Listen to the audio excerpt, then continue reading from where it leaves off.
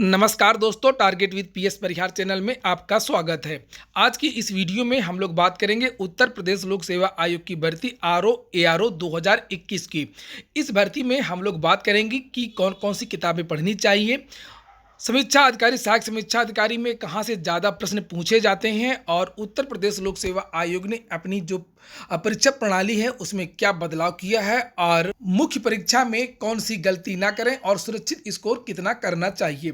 तो ये वीडियो खास तौर से जो नए छात्र हैं जो पहली बार इस भर्ती में शामिल हो रहे हैं उनके लिए ज़्यादा लाभदायक है। तो वीडियो को जल्दी से लाइक कर दें, शेयर कर दें। जिन छात्रों ने चैनल को सब्सक्राइब ना किया हो तो सब्सक्राइब कर लें ताकि आप लोगों को भी इसी तरीके की ऑथेंटिक अपडेट्स मिलती रहें। वीडियो को ज़्यादा लंबा नहीं करूँगा, केवल मुख्य बातें ही आप लोगों को बताऊँगा। यहाँ पर जो प्रारंभिक परीक्षा होती है वो काफ़ी महत्वपूर्ण होती है, यानी कि आपको मुख्य परीक्षा की भी तैयारी करनी चाहिए प्रारंभिक परीक्षा के साथ में, नहीं तो प्रारंभिक परीक्षा की मार्कशीट लेकर के आप क्या करेंगे।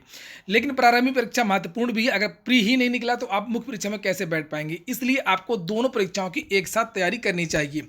फिलहाल जो प्रारंभिक परीक्षा है उसमें जो पहला पेपर होता है 140 नंबर का, यहाँ पर आप लोग देख सकते हैं, और 60 नंबर का एक पेपर होता है हिंदी ग्रामर का। तो 140 नंबर के लिए आप लोग कैसे तैयारी करेंगे, यहाँ पर देख सकते हैं। सामान्य विज्ञान, भारत का इतिहास, भारतीय राष्ट्रीय आंदोलन, भारतीय राजतंत्र, अर्थव्यवस्था, संस्कृति, भारतीय कृषि, व्यापार, जनसंख्या, पर्यावरण, नगरीकरण, भारत, विश्व भूगोल, भारत का भूगोल, प्राकृतिक संसाधन, अधुनातन राष्ट्रीय एवं अंतर्राष्ट्रीय महत्वपूर्ण घटनाक्रम यानी करेंट अफेयर्स, सामान्य बौद्धिक क्षमता, उत्तर प्रदेश की शिक्षा, संस्कृति, कृषि, उद्योग, व्यापार एवं रहन सहन तथा सामाजिक प्रथाओं के संबंध में विशिष्ट जानकारी। तो मैं आप लोगों को बता दूं कि जो सामान्य अध्ययन का ये पेपर होता है उसमें खास तौर से भूगोल और उत्तर प्रदेश और इतिहास तो आप लोग पढ़ते ही होंगे। इतिहास भूगोल लगभग बराबर पूछी जाती है, लेकिन कभी कभी भूगोल के क्वेश्चंस ज़्यादा आ जाते हैं। अगर आरओ एआरओ 2013 की बात करें तो उसमें लगभग 58 क्वेश्चन, 52 से 58 क्वेश्चन अगर जनगणना को जोड़ दें तो 140 में केवल भूगोल ही आ गई थी। पिछली बार भी लगभग 24-25 क्वेश्चन भूगोल से पूछे गए थे 2017 में। इसलिए आपको सबसे ज़्यादा जो ध्यान देना है भूगोल को ध्यान देना है। भूगोल आप जो यहाँ पर लिखा विश्व का भूगोल और भारत का भूगोल, प्राकृतिक संसाधन, इसी के साथ में आप लोग जनगणना इत्यादि भी, लिंगानुपात जो भी है पूरा पढ़ सकते हैं। भूगोल को अच्छी तरीके से, भूगोल को मजबूत अवश्य रखें। और अगर हम लोग बात करें कि उत्तर प्रदेश लोक सेवा आयोग ने क्या बदलाव किया है अपने पेपर के पैटर्न में, चूंकि जब नेगेटिव मार्किंग शुरू हुई और बहुत सारे जब बदलाव हो रहे थे 2017 के आसपास, तब उत्तर प्रदेश के छात्रों ने यह शिकायत की थी कि उत्तर प्रदेश लोक सेवा आयोग उत्तर प्रदेश स्पेशल से क्वेश्चंस नहीं पूछता है। लेकिन पिछले एक साल से ये देखा गया है कि उत्तर प्रदेश से जो क्वेश्चंस हैं, जो प्रश्नों की संख्या वो लगातार बढ़ती जा रही है। चाहे वो खंड शिक्षा अधिकारी की परीक्षा हो, चाहे वो पीसीएस की परीक्षा हो, और जो भी परीक्षाएं फिलहाल अभी हो रही हैं इस समय यूपी के जो क्वेश्चंस हैं वो काफ़ी पूछे जा रहे हैं।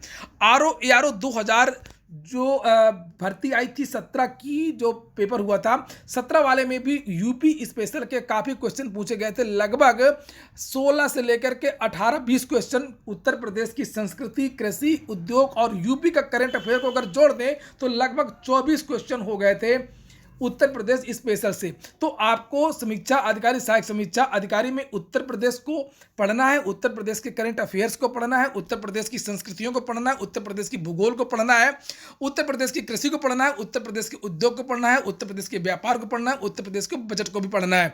इसके साथ में अगर हिस्ट्री की बात करें तो हिस्ट्री के जो सबसे ज़्यादा प्रश्न इसमें आते हैं तो मॉडर्न हिस्ट्री से आते हैं। तो आपको हिस्ट्री वैसे पूरी पढ़नी चाहिए। किसी भी जो कोई भी परीक्षा होती है तो सफलता कोई शॉर्टकट नहीं होता है, लेकिन जब समय कम होता है तब आपको कुछ शॉर्टकट्स अपनाने पड़ते हैं। इसलिए आपको कुछ रणनीति बनानी होती है। तो ये रणनीति है कि पहले आप लोग मॉडर्न हिस्ट्री को ज़्यादा मजबूत करें। राष्ट्रीय आंदोलन यहाँ पर अलग से भी लिख दिया गया है, तो आप लोग भारतीय राष्ट्रीय आंदोलन से ज़्यादा प्रश्न पूछे जाते हैं आरओ एआरओ में। और भारतीय इतिहास तो महत्वपूर्ण है, ये सभी जीएस के लिए, केवल आरओ एआरओ की बात नहीं हो रही है। और पिछले 4-5 सालों में अगर बात करें तो सन 2015 से ये बदलाव आया है कि जो भी उत्तर प्रदेश लोक सेवा आयोग की परीक्षाएं होती हैं तो उसमें जो साइंस वाला भाग होता है तो उसमें कृषि से संबंधित बहुत सारे जो प्रश्न हैं वो पूछे जाते हैं, यानी कि कृषि के जो महत्वपूर्ण संस्थान हैं तो वो कहाँ पर स्थित हैं और ये फसल यानी कि ये रोग है वो किस फसल का है। इस तरीके के बहुत सारे जो क्वेश्चन हैं एग्रीकल्चर से संबंधित जो साइंस का भाग है उसमें आपको एग्रीकल्चर को भी पढ़ना है। और समान अध्ययन के लिए आपको एक बात और ध्यान देनी है कि पिछले 1 साल में उत्तर प्रदेश लोक सेवा आयोग से जितनी भी परीक्षाएं हुई हैं, चाहे वो इंजीनियरिंग की हो, चाहे वो खंड शिक्षा अधिकारी की हो, चाहे वो जुडिशियल सर्विस की हो, जो भी परीक्षाएं हुई हो उनमें जो जीएस का भाग होता है, जो जीएस की जो परीक्षा हुई है उन पेपरों को आप लोग कहीं से इकट्ठा कर लें अपने दोस्तों से मांग करके या वेबसाइट के द्वारा। तो समान अध्ययन का जो पैटर्न है वो आपको देखने को मिल जाएगा। आपको करंट अफेयर पढ़ना पिछले 8 महीने का, करंट अफेयर पढ़ना है पिछले 8 महीने का। तो ये याद रखिएगा, करंट अफेयर 8 महीने का पढ़ना है और उत्तर प्रदेश लोक सेवा आयोग से जो परीक्षाएं हुई हैं अलग अलग विभागों की, उसमें जो समान अध्ययन का पेपर होता है उस समान अध्ययन को देखना है। और एक बात कि आज से 6-7 साल पहले तक उत्तर प्रदेश लोक सेवा आयोग में क्वेश्चंस बहुत रिपीट करते थे, लेकिन अब रिपीट नहीं कर रहे हैं, लेकिन पेपर का पैटर्न आपको मालूम चल जाएगा। और समीक्षा अधिकारी, सहायक समीक्षा अधिकारी में बहुत ज़्यादा जो है रीजनिंग के कठिन सवाल नहीं आते हैं, आते हैं 10-12 सवाल आते हैं, कभी कभी 15 सवाल तक भी आ जाते हैं सामान्य बौद्धिक क्षमता के, लेकिन बहुत ज़्यादा कठिन ये नहीं होता है, सामान्य होता है। इसकी भी आप लोग सामान्य प्रैक्टिस करते रहें क्योंकि एक एक नंबर जो होता है ये महत्वपूर्ण होता है, खासतौर से प्री में। और तो यहाँ पर 3-4 चीज़ें मुख्य रूप से आई कि आपको भूगोल की तैयारी करनी है और हिस्ट्री में मॉडर्न हिस्ट्री की तैयारी करनी है। उत्तर प्रदेश स्पेशल को ज़्यादा ध्यान देना है। करंट अफेयर भी 20-22 क्वेश्चन पूछे जाते हैं। करंट अफेयर तो आप लोग पढ़ते ही होंगे, उसमें कहने की कोई बात नहीं है। और पिछले 1 साल के जो भी पेपर हुए हैं उत्तर प्रदेश लोक सेवा आयोग के, उन सभी पेपरों को आपको देखना है। और इसी के साथ में ही पिछले 8 महीने का आपको करंट अफेयर्स भी देखना है। अब बात कर लेते हैं हिंदी की, ठीक है। आप इतना कर लेंगे तो आपका जो है ये समान अध्ययन ये आपका पूरा हो जाएगा। आप इसमें 90 लगभग क्वेश्चन 90 प्रश्न आपके सही हो सकते हैं। इसके बाद में और 90 आपके लिए ये सेफ भी रहेगा। इसके बाद में अब आया है आपका हिंदी। हिंदी तो बहुत ही ज़्यादा महत्वपूर्ण है, आप देख सकते हैं। लेकिन हिंदी की एक खासियत ये है कि उत्तर प्रदेश लोक सेवा आयोग की ये जो परीक्षा हो रही है इसमें सिलेबस निश्चित है, बिल्कुल फिक्स सिलेबस है। जैसे मैंने बताया था कि विलोम शब्द 10 आएंगे तो 11 नहीं पूछे जाएंगे, 9 नहीं पूछे जाएंगे, 10 प्रश्न, 10 शब्द को न समझिए, ये 10 प्रश्न है। 10 प्रश्न विलोम के आएंगे, वाक्य एवं वर्तनी शुद्धि के 10 प्रश्न आएंगे, अनेक शब्दों के 1 शब्द 10 प्रश्न आएंगे। तो इसके लिए आप लोगों को ज़्यादा से ज़्यादा अपना शब्दकोश तैयार करना है, वोकैबुलरी को टाइट करना है, बहुत जितना ज़्यादा से ज़्यादा आप कर सकें और इनकी तकनीकी को समझ सकें। और जैसे विशेष विशेषण है इसको आप लोग गहराई से पढ़ें कि जो प्रविशेषण क्या होता है, विशेषण क्या होता है। इसके लिए कुछ पुस्तकें हैं वो भी आप लोग देख सकते हैं। जैसे डॉक्टर हरदेव बाहिरी की जो किताब है वो काफ़ी पढ़ी जाती है छात्रों के द्वारा और उसमें काफ़ी अच्छा दिया। वैसे मैं आपको बता दूं कि आप लोगों को एक किताब से नहीं पढ़ना है। हिंदी में चूंकि बहुत बड़ा शब्दकोश है, बहुत सारे शब्द हैं और बहुत सारी गलतियां भी हैं। आप लोग अक्सर देखेंगे कि इनको लेकर के विवाद भी होता रहता है। इसलिए आपको 2-3 किताबें जैसे डॉक्टर हरदेव बाहिरी और एक है पृथ्वीनाथ पांडे, इनकी आप किताब ले सकते हैं। और एक किताब आती है हरदेव बाहिरी और केदारनाथ शर्मा दोनों को मिला करके, ठीक है। हरदेव बाहिरी और केदारनाथ शर्मा, इन दोनों ने मिल करके लिखा है।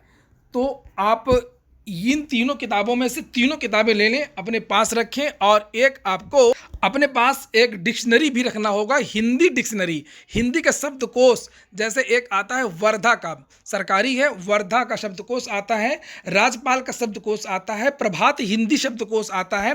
तो इनमें से कोई एक शब्दकोश ले लेंगे तो वो भी आपको फ़ायदा करेगा। चूँकि जब किसी शब्द में विवाद होता है तब आप उसको अपनी डिक्शनरी में खोल करके उसको देख सकते हैं कि किस शब्द का प्रयोग कहाँ पर होता है और इसकी उत्पत्ति कैसी हुई। काफ़ी कुछ चीज़ें जो होती हैं वो डिक्शनरी में दी होती हैं, हिंदी शब्दकोश में वो चीज़ें दी होती हैं। इसलिए इन किताबों के साथ साथ में आपको रखना है एक महत्वपूर्ण शब्दकोश, ठीक है। शब्दकोश कौन सा लेना है आपको? या तो आप वर्धा का भी ले सकते हैं, वर्धा का, या तो आप एक शब्दकोश आता है प्रभात हिंदी कोश, क्या प्रभात हिंदी कोश, आप प्रभात हिंदी कोश को भी ले सकते हैं। और एक आता है राजपाल हिंदी कोश, तो आप राजपाल हिंदी कोश भी ले सकते हैं। उससे क्या होता है कि जब आप देखते हैं कि वही शब्द कई जगह दूसरी तरीके से लिखा जाता है, कई जगह दूसरी तरीके से लिखा जाता है, कहीं पर उसका प्रयोग कुछ और होता है, कहीं पर उसका प्रयोग कुछ और होता है, तब आप लोग शब्दकोश से निकाल करके उस शब्द के बारे में पूरी डिटेल आपको मिल जाएगी और यहाँ से जो आपकी भ्रांति है वो सही हो जाएगी। तो हिंदी की ये 2-3 किताबें हैं जो आपको रखनी ही होंगी, जैसे हरदेव बायरी प्लस केदार शर्मा की किताब एक आती है, एक आती है पृथ्वीनाथ पांडे की किताब आती है, एक हरदेव बायरी की किताब आती है और एक वासुदेव नंदन प्रसाद की भी किताब आती है। तो ये सब किताबें आप लोग रख सकते हैं, कोई भी 2 किताबें और आप एक जो है डिक्शनरी, जो मैंने बताया कि चाहे वर्धा की ले लें, चाहे राजपाल की ले लें, चाहे प्रभात शब्दकोश ले लें। इसके बाद में अब आती है मुख्य परीक्षा। तो एक बात और बता दूं कि जो प्री की कट ऑफ है उसमें आप लोगों को लगभग 130 को टारगेट करना है, 130 नंबर आपको लाने हैं। चूंकि मैंने बताया था कि जो पिछली बार का ARO 2017 का जो कट ऑफ है वो 122 गया था सामान्य वर्ग का, और जिसे आप लोग यहाँ पर देख भी सकते हैं, लिखा है ARO 2017 का जो कट ऑफ है वो यहाँ पर लिखा है कि सामान्य वर्ग का जो 122 है, ओबीसी का भी 122 गया था, एससी वर्ग का 105 गया था। इस तरीके का जो कट ऑफ है वो जाता है। और अगर मुख्य परीक्षा की बात करें, फाइनल परीक्षा की, तो टोटल कट ऑफ लगभग 287 से लेकर के 90 के आसपास आपको टारगेट करना चाहिए। 287 या 290 लगभग इतना ही कट ऑफ फाइनल का रहता है 400 में। 400 का पूर्णांक होता है आरओ के लिए, और आरओ के लिए जो कट ऑफ है वो 287 से लेकर के 90 आपको टारगेट करना है। 287, 85, 86 ऐसे ही कट ऑफ रहता है और अभी तक रहा है। तो ये है आपका हिंदी और हिंदी मुख्य परीक्षा। हिंदी मुख्य परीक्षा में 3 पेपर होते हैं और साथ में एक सामान्य अध्ययन का 120 नंबर का एक पेपर होता है अलग से, और 3 पेपर होते हैं वो, जैसे कि एक हिंदी आलेखन का होता है जिसमें हिंदी ड्राफ्टिंग इत्यादि पूछी जाती है, एक होता है हिंदी ग्रामर का, और एक होता है आपका निबंध का। ये देखिए निबंध बहुत महत्वपूर्ण है। ये देखिए ज़्यादातर जो विद्यार्थी हैं वो निबंध से ही बाहर होते हैं।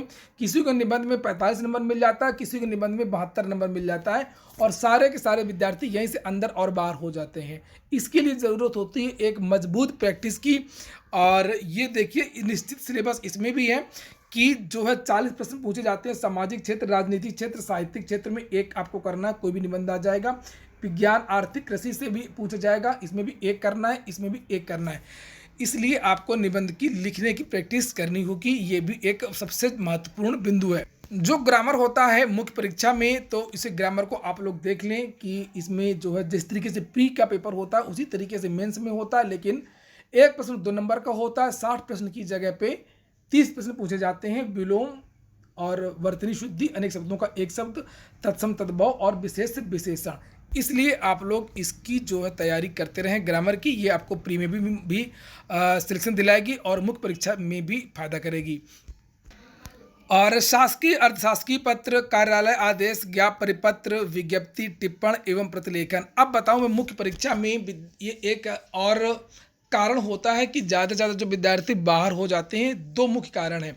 एक तो ये है कि चूंकि ये आरओ की परीक्षा है, आरओ की परीक्षा में जो आपका टेस्ट हो रहा है, आप लोग गौर करेंगे तो पूरा जो टेस्ट है वो ग्रामर का है।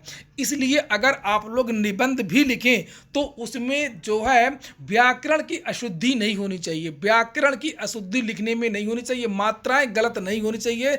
दबा के जो है नंबर आपके काट दिए जाते हैं कि अगर आप लोग ग्रामर में त्रुटि कर रहे हैं तो इसका मतलब आप जो है जो भी कार्य करेंगे वहाँ पर त्रुटि होगी। इसलिए आपको ग्रामर की त्रुटि नहीं करना है और ड्राफ्टिंग अच्छी करनी है, लेखनी में कोई गलती नहीं होनी चाहिए, और जो आप लिखते हैं वो सुंदर राइटिंग होनी चाहिए। भले ही लोग कहते हैं कि राइटिंग का प्रभाव नहीं पड़ता है, लेकिन ये देखा गया है कि जिन छात्रों की राइटिंग अच्छी होती है, सुंदर होती है, देखने में पठनीय होती है, उनको जो है ज़रूर कुछ ना कुछ प्रभाव ज़रूर पड़ता है। इसलिए आप लोग कोशिश करें कि समय के अंदर अच्छा लिखने का प्रयास करें, और व्याकरण की शुद्धि आपके किसी भी भाग में नहीं होनी चाहिए, चाहे वो निबंध हो, चाहे वो हिंदी आलेखन हो, चाहे वो कोई भी भाग हो।